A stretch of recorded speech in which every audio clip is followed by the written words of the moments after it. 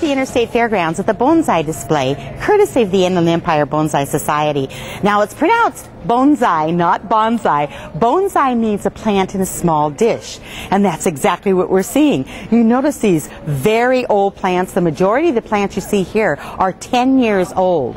They're in a very, very small, shallow dish, of which can be purchased at most local nurseries and garden centers. The other thing that's crucial about these plants, remember, any of these are deciduous or evergreen. These are normal plants that we would plant outside and let them grow to their normal size.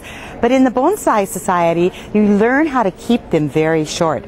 These dishes are filled with a soilless mix, never a regular garden soil or a soil type soil. You can see all the different materials that can be used, from sand to pumice to a number of different things, and that's to make sure that when we water them, the water drains very quickly away from the roots.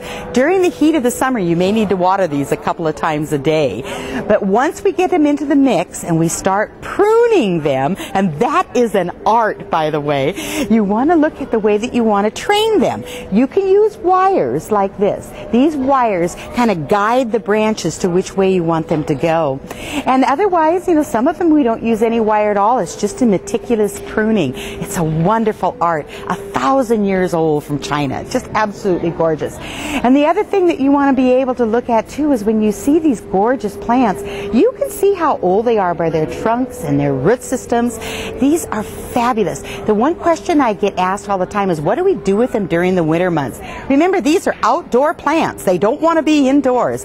So what is recommended is that you take the dish and all and you plant it into the ground and you mulch it around, right around the top, letting the entire plant be exposed to the winter. And then in the summer or spring, you dig it back up again, clean it off, and then display it. A fabulous, fabulous hobby. The Bonsai Society, you can contact them right here at the Interstate Fairgrounds. I'm Phyllis Stephens, and that's our great garden tip.